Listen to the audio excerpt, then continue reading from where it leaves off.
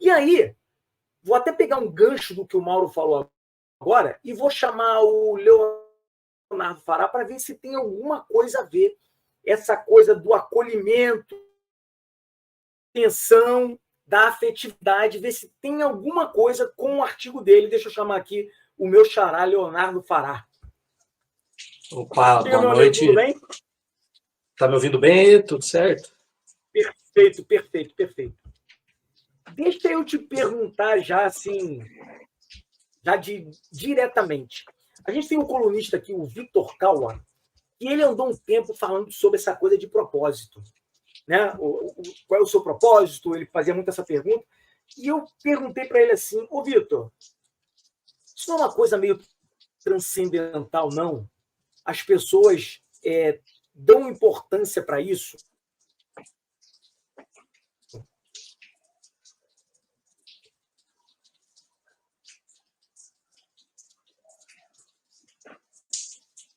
Ixi, acho que travou ali para você. Imprescindível. As pessoas vão dar cada vez mais atenção para essa questão do propósito. Você está me ouvindo, Léo? Agora sim. Agora sim.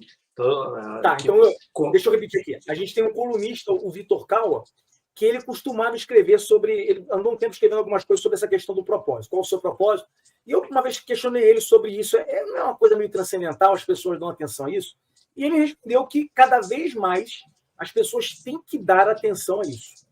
Então, primeiro, eu queria que você falasse sobre isso um pouquinho, explicasse o que é essa coisa do propósito. O que é o propósito, para depois a gente entrar no seu artigo. Certo. Bom, então vamos lá. Se você, em resumo, né, o que a gente entende de propósito, o que tem até de conceito. Para não entrar na esfera religiosa, vamos entrar na esfera da filosofia. Responder a pergunta, por que eu nasci? Por que eu estou vivendo aqui nesse planeta? Por que eu nasci nesse lugar? Por que eu escolhi a profissão que eu quero? Por que eu escolhi atuar, intervir profissionalmente? Então, praticamente esse é o propósito, né? Você identificar isso, o porquê. Tem o livro do Simon Sinek, né? O Comece pelo Porquê. Ele trabalha muito isso, nessa ideia, identificando, ele tem dois, né? O Comece pelo Porquê e Descobrindo o Porquê. Respondendo essa pergunta, você vai estar muito alinhado ao propósito. E por que isso? Isso não é algo novo, né? Se a gente for pegar na ideia japonesa, né, o Ikigai, ele já fala disso. Tem estudos que mostram das 5 cidades mais longevas do mundo, onde as pessoas, naturalmente, elas ultrapassam ou chegam próximo a 100 anos, o que tem em comum entre elas é que as pessoas elas já nascem com um senso de propósito. Eu nasci para colaborar, eu nasci para ajudar, para somar, para entregar o meu melhor. No meu caso, até engraçado, né? Vou até mostrar aqui, eu comecei com esse livro, Uma Vida com Propósito, do Rick Warren. Até estava vendo aqui, fazia algum tempo que eu não tirava ele da prateleira, tem a nota fiscal, 2010. Então, só que é uma questão mais focada dentro do cristianismo, né? Então, o propósito do porquê. Por que Deus me criou? Por que eu estou aqui? Por que Deus permite tantas coisas? Então, ele vai te ajudando a responder essa inquietação. Essa inquietação, sempre falo que é a crise da adolescência. Aquela crise que o adolescente, normalmente, ele tem, né? Pô, por que eu nasci? Por que os meus pais colocaram? Pô, tanta coisa ruim e tudo mais. E hoje, com tanta informação, as crianças, né, os adolescentes, eles passam por essa etapa e não respondem a esse porquê. Elas simplesmente vivem, então, com ansiedade, com depressão, com tristeza, porque não refletiu, não teve tempo de pensar, refletir, né, nessas questões, de você se descobrir, né, enquanto ser humano. E daí, fazendo o gancho já para o artigo, que na edição passada eu falei de corpo e mente. E aí até eu falei, vou provocar porque no próximo eu vou incluir a parte espiritual.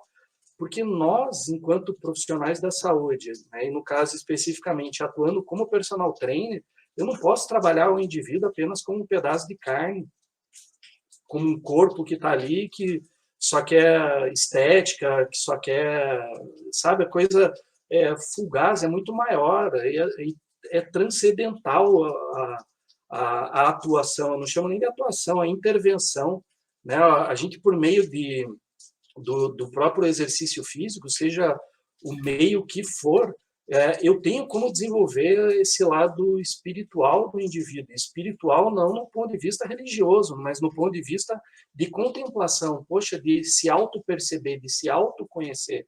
Então, eu compreendo dentro dessa magnitude. E aí conecta com o contínuo de saúde da Organização Mundial de Saúde, né? Um completo bem-estar físico, mental, social, espiritual, né? Então, dessa forma. Uma aula sobre propósito. Mas eu vou te provocar mais ainda. O profissional de educação física, vou te provocar com duas perguntas. O profissional de educação física, que a gente está falando da nossa área, mas eu perguntaria o ser humano, o profissional de educação física está preparado para essa conversa? Infelizmente, não. Isso bem categórico. Por quê? Porque é muito superficial ainda. As pessoas querem emagrecer. Ok, mas elas querem emagrecer procurando o quê?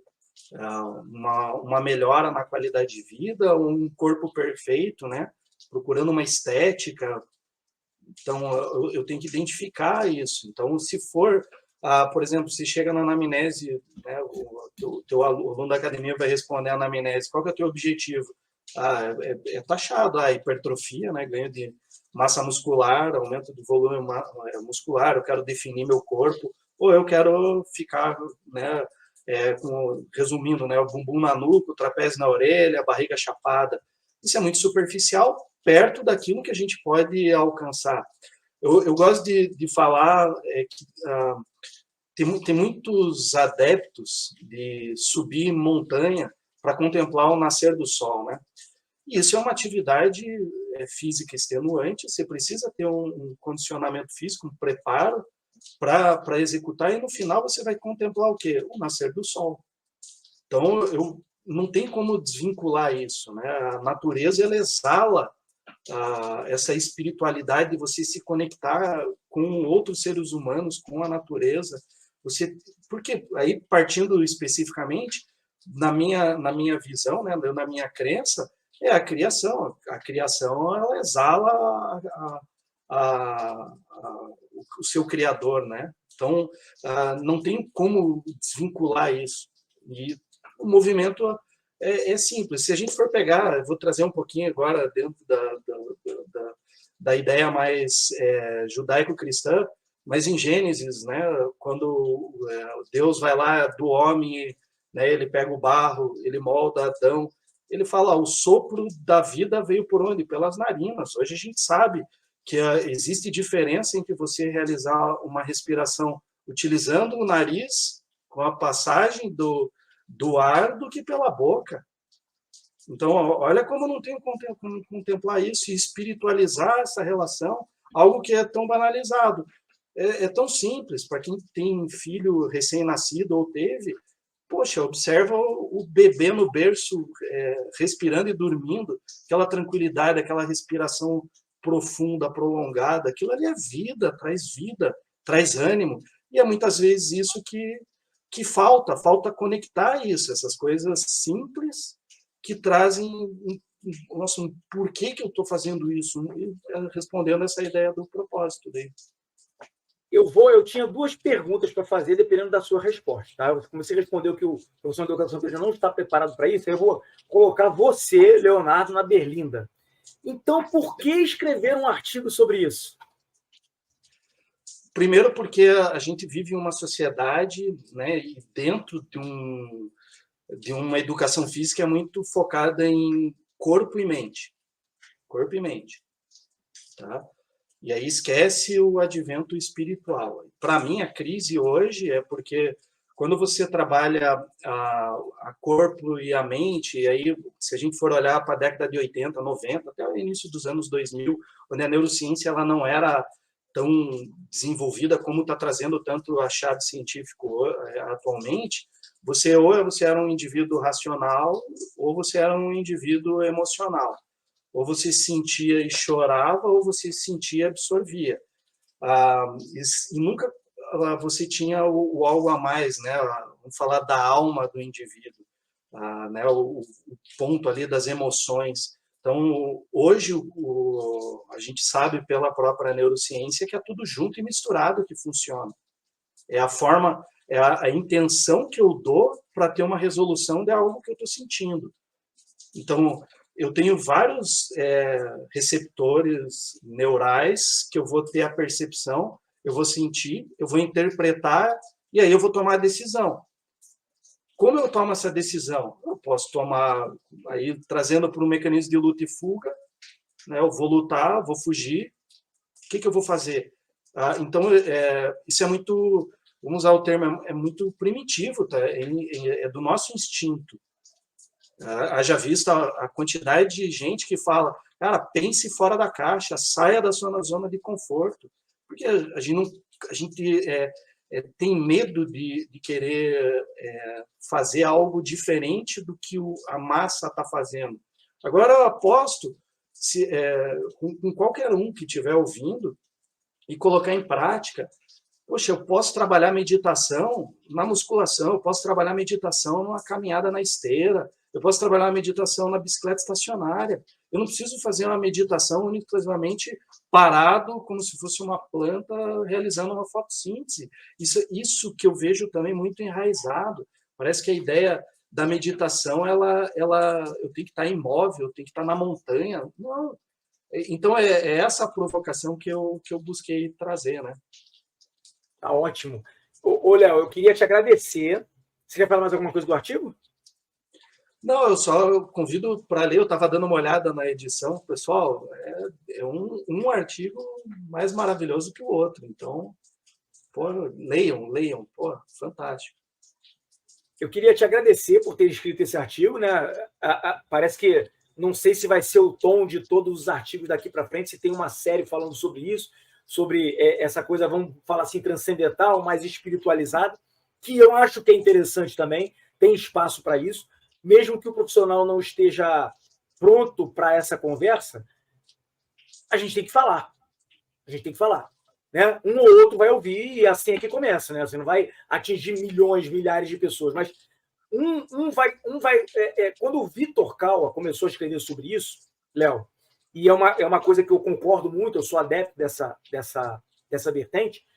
Quando o Vitor Kaua começou a escrever sobre isso, eu falei assim: caramba, tem mais gente que pensa igual a mim.